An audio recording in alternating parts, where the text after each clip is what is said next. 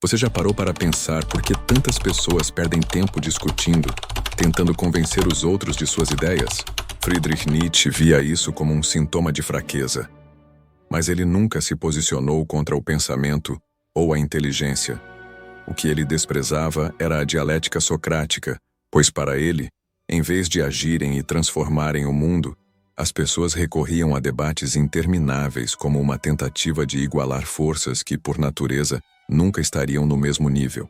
Basta olhar para o Brasil de hoje para perceber como vivemos em um ciclo interminável de pobreza, impostos altos, saúde precária, corrupção e desigualdade, de um lado à esquerda, do outro à direita.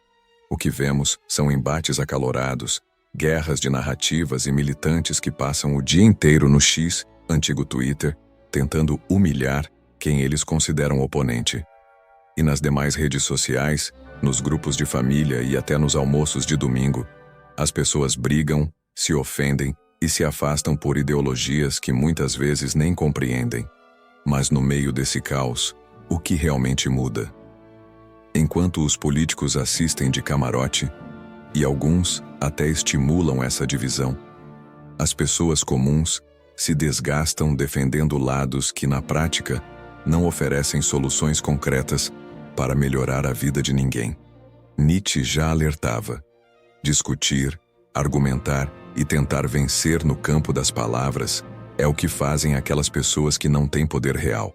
No fim das contas, a maioria não quer transformar o Brasil. Elas querem estar certas, querem ter razão. A dialética, como ferramenta dos fracos. E Sócrates não era um guerreiro, nem um artista, nem um criador. Era um questionador. Ele usava uma dialética para vencer debates, mas isso não impediu a decadência da Grécia Antiga. Em vez de agir, os gregos passaram a discutir. Em vez de impor sua força, passou a racionalizar a própria fraqueza. No final, aqueles que debateram não realizaram nada, não conquistaram nada, apenas adiaram o resultado alcançado. Agora olhe ao seu redor. O Brasil segue um caminho semelhante. Enquanto políticos e militantes travam batalhas intermináveis no X, antigo Twitter, nas demais redes sociais e até nos grupos de WhatsApp, a realidade não muda.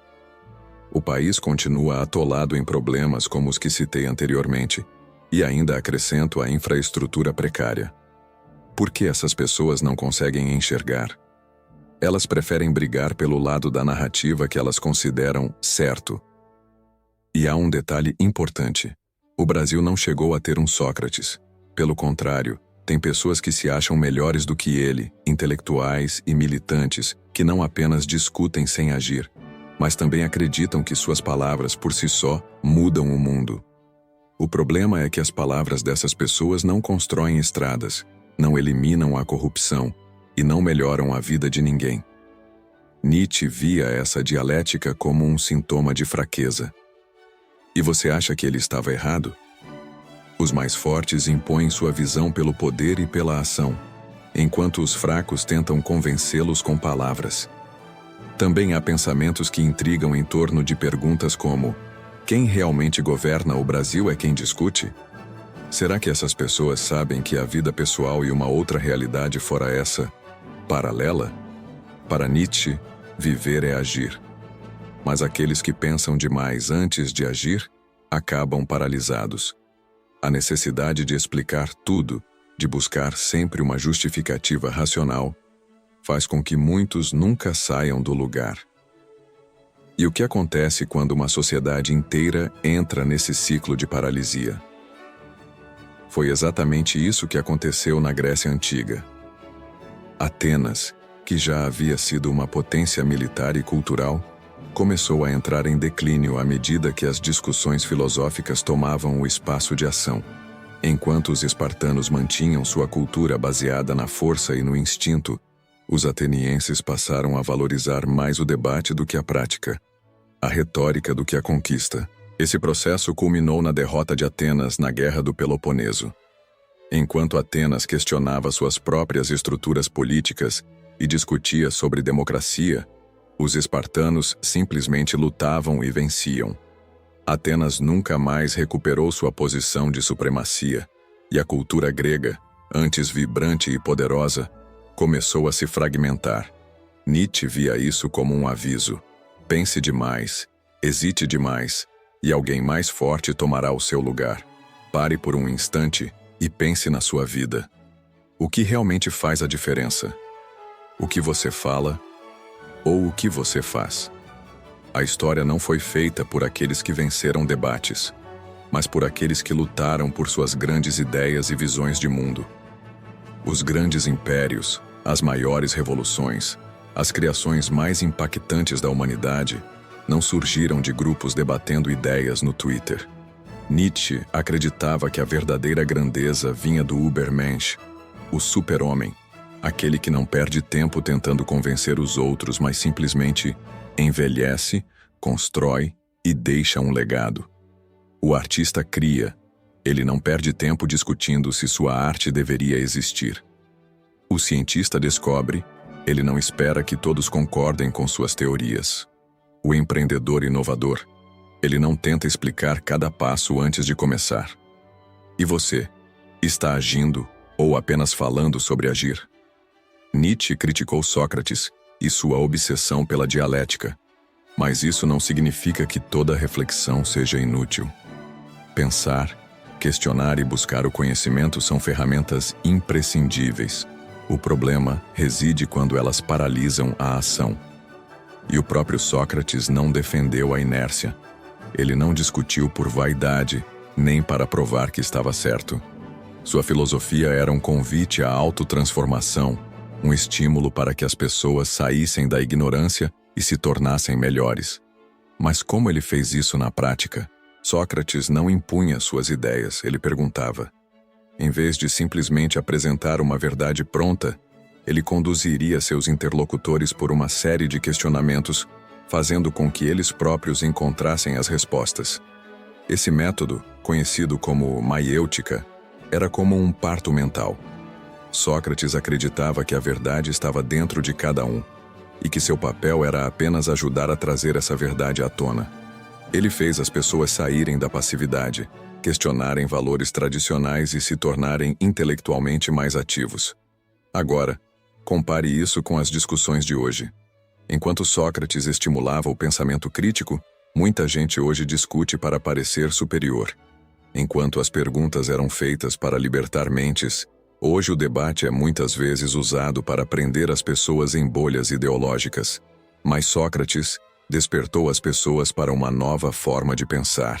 Ele tirou seus contemporâneos da passividade intelectual e os fez questionar suas próprias opiniões e valores. Antes de Sócrates, muitos gregos simplesmente aceitavam as tradições e crenças impostas pela sociedade. O que era considerado bom ou verdadeiro vinha dos deuses ou dos trajes adequados. As pessoas não refletiam profundamente sobre suas próprias convicções. Simplesmente seguiam o que já existia. Sócrates despertou Atenas ao introduzir um método revolucionário. Imagine um jovem ateniense que cresceu acreditando que a virtude deveria apenas seguir as tradições. Sócrates poderia perguntar: mas o que é virtude? A virtude é sempre obediente ou pode ser questionada? Se um governante manda fazer algo injusto, obedecer ainda é virtuoso? Ao confrontar essas perguntas, as pessoas eram obrigadas a pensar por si mesmas. E muitas vezes, percebiam que seguiam ideias sem fundamento, simplesmente porque tinham sido ensinadas assim. No mundo de hoje, quem realmente está acordado? Muitas pessoas discutem, brigam, defendem ideologias, mas o que realmente pensam por si mesmas? O verdadeiro despertar não é gritar mais alto ou lacrar nas redes sociais. Nietzsche considerava isso um sinal de fraqueza. E Sócrates não queria que as pessoas apenas discutissem. Ele queria que elas pensassem e se tornassem melhores. A coragem e o pensamento de Sócrates influenciaram Platão, Aristóteles e toda a base do pensamento ocidental. Seu impacto atravessou séculos, moldando áreas como a ética, a política e a educação.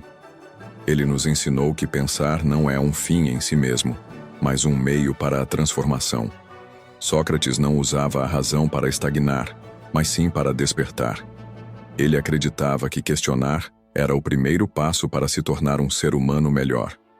Sua filosofia não era apenas sobre vencer debates, era sobre provocar reflexão, desafiar dogmas e levar as pessoas ao autoconhecimento. Por outro lado, Nietzsche nos alerta sobre o perigo da racionalização excessiva, da análise infinita que paralisa a ação. Ele via o pensamento como um impulso para a criação, e não como uma desculpa para a inércia. Para ele, não basta entender o mundo, é preciso moldá-lo, transformá-lo e imprimir nele a própria vontade. No fim das contas, os dois buscavam o mesmo objetivo. Sócrates queria que as pessoas despertassem para a verdade e vivessem de forma mais consciente.